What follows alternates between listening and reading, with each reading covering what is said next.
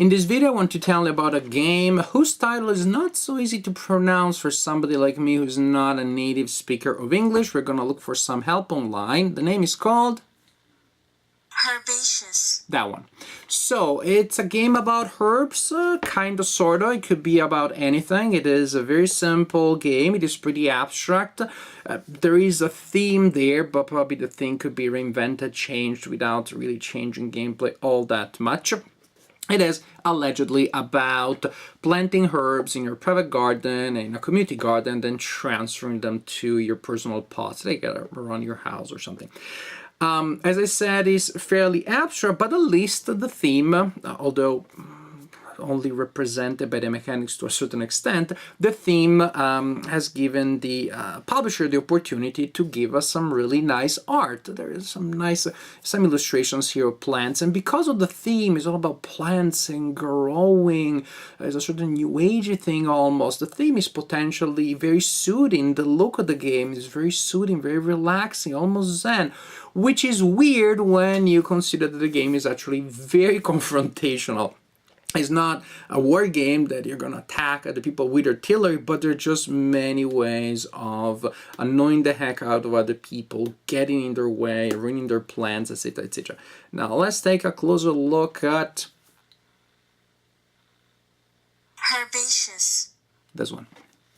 The game is very simple. Each player has a set of 3 pots or 3 types of pots and a glass jar. These sets are all the same. You place them in your play area and then you'll score points by transferring herbs from the community garden, which is there in the middle of the table, or from your private garden, which is marked by this token here. You transfer herbs from there into your glass jar and or your pots, and that's how you score points. You have this deck of cards here. Some may be removed at the beginning of the game randomly based on the number of players. Some plants are special. They have a number here, and there are 3 types, and the numbers are 1, 2, 3. And then you have regular plants such as dill, rosemary, or bay, and they don't have a number there. Again, you shuffle these cards to form a deck at the beginning of the game. Possibly you remove some of those. Each player takes a token for the private garden, a set of pots, and the game is good to start. And also you have this card here, a special card, you place it there. When it is your turn, you draw a card and you simply decide if you want to plant it in your private garden, so on your side of your private garden token, or in the community garden. If the first card that you drew goes in your private garden, then you draw another one and you place it in the community garden. If your the first plant that you drew you decide to plant in the community garden, then you draw another one which goes into a private garden. It's very simple. During your turn, you place a card in your private garden and apply a card in your community garden. So the next player now goes and decides to place this card in the community garden and then this in their private garden. Then it's my turn again. I want this one in my private and this one in the community. Next player places this one in the community and this one in their private, and so on and so forth. This is the core, the heart of the game. During your turn, you can also choose, optionally, to transfer plants from your private garden and or from the community garden into your pots. Basically, drawing 2 cards and placing one in your private area and one in the community garden is mandatory. Transferring them to your pots or your jar is optional.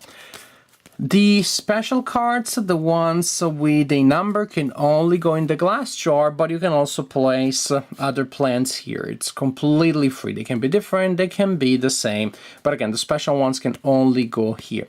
If you are the first player to place to place 3 special plants in here, and they are 1 per type, that is the special 1, special 2, and special 3, you get the special card here. You make this little cake, again, for the first player to score a glass jar with a 1, a 2, and a 3 card, you get this card, which is worth 5 points at the end of the game. But again, you can place any and all plants here, different, the same, it doesn't matter.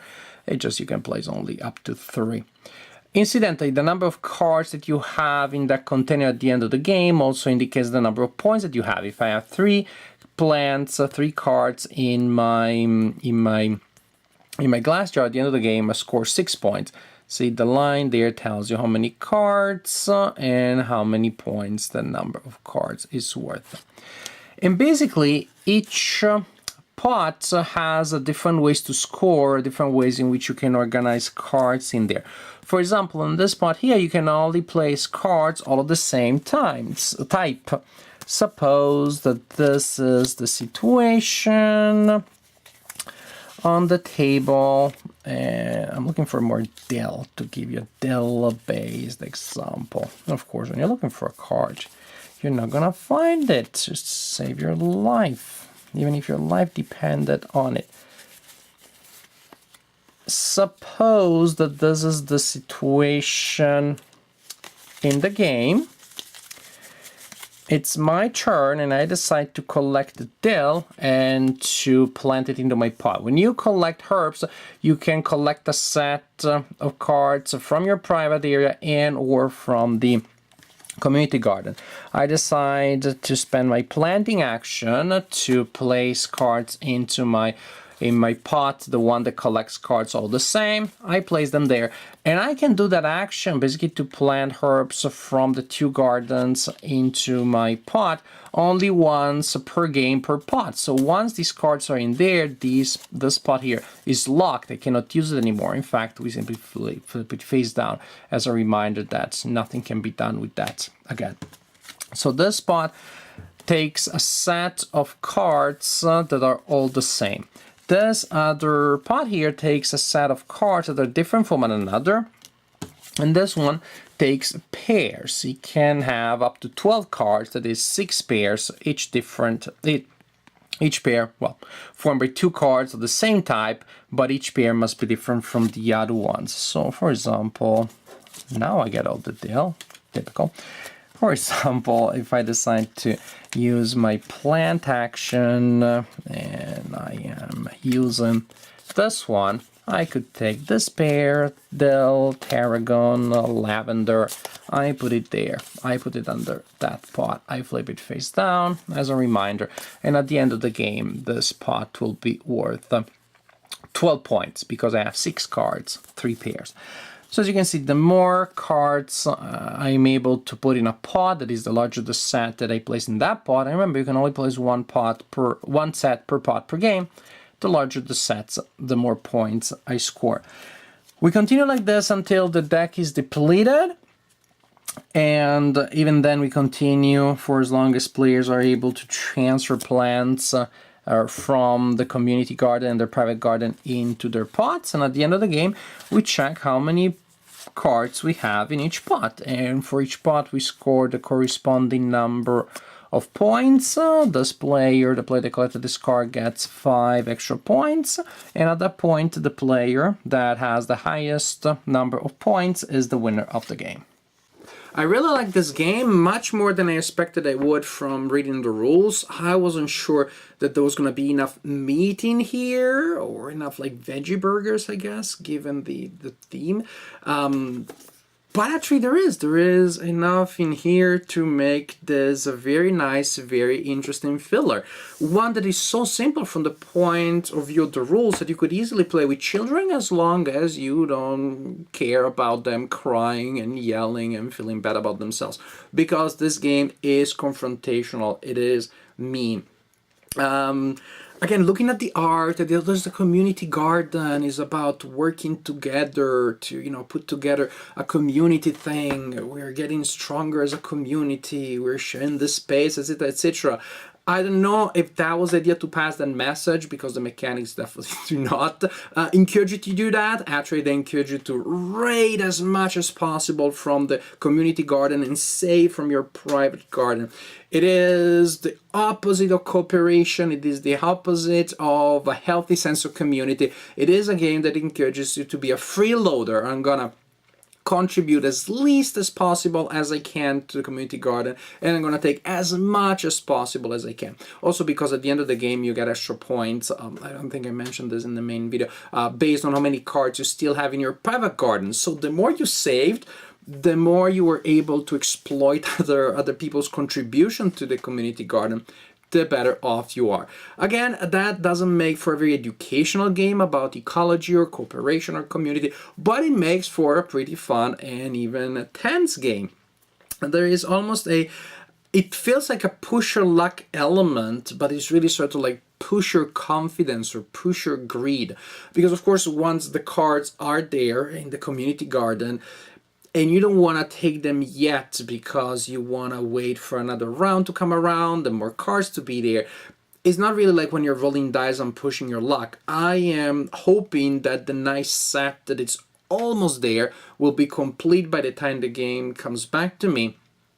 And no one has taken it before I did. So as I push your greed, I hope that by the next time the set is nice, is there, is ready to be taken, is worth all the points, and no one has taken it. But of course, everybody's thinking that. So here it really is a matter of timing. The rules are so simple, but they present you with these interesting, nice decisions. In a certain sense, the decision of where to place the cards, community garden, private garden matter, but not nearly as much as the timing decision of when to collect a set and put it under your pot, which of course prevents you from doing the same thing again. I would say that it's a game with a lot of interesting little decisions, but basically with 4 big decisions. And actually, even those 4, the glass jar is not as important as the other ones. You have 3 big decisions. Again, of course, you're setting up things, but especially if you have fewer than 4 players, you can see what other players are going for, so you can get a sense of what not to put in the community garden, because of course they could take from you, and what to store in your private garden. I'm not saying this to diminish the role of organizing plants in community and personal garden, because this is very important, but just that idea pales in comparison to the big decision that you make to collect a set and put it under your pot. And again, it feels like a gamble, which is fun when you consider it is not exactly the same thing as rolling dice. It's not that kind of luck, but it feels like it is. So you're committing to these big things, and of course, most times that you will do it, you'll regret it, because either you wait too long and somebody else takes that set before the game comes back to you, or you take it and then as soon as you did it, you're like, I could have waited one more time. So you always feel like slightly out of balance, like you're doing not enough and you're doing either things too early or too late, which of course makes the game interesting, because then you're trying to do better. On top of the fact that then, of course, you will have some frustration to deal with if the other players do take the sets that you contributed to create, thanks to some cards that you placed in the community garden, and they take those sets before you did. So it's a surprisingly interactive game. Again, I don't attack you with artillery and bazookas. It's not that type of direct interaction, but it is almost feels that much when it's clear that you have that set in mind, and I'm able to raid the community garden and leave you nothing there. It almost feels that confrontational. So for a game which is about herbs, and I'm imagining this herb, gently moving in the breeze in the morning, it is so much about being an efficient freeloader, screwing your opponents by taking sets that they want, figuring out the right timing to maximize your profits, and leaving nothing for the other. It is a surprisingly confrontational, backstabbing game. I did not expect that.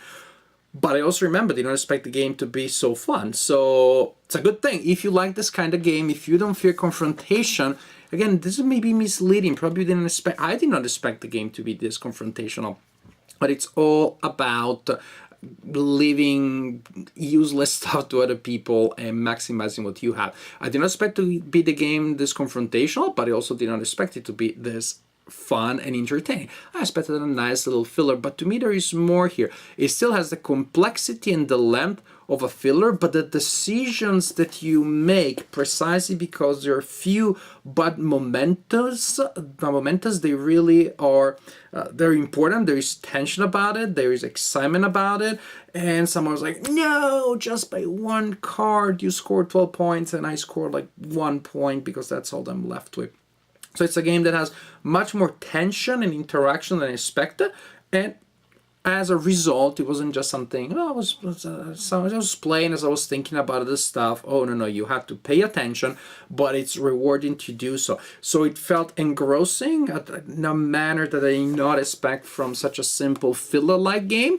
So it's a filler that is more fun, more confrontational, and more tense than most fillers out there, while still remaining very, very simple, very linear, and playable in a short amount of time. I do not recommend playing it with children, again, because of the emotional burden, not because of the rules. But other than that, this game, whose pronunciation I will not attempt, whose title I will not pronounce, is pretty good. It has to do with herbs and Herbaceous, and it's a good game.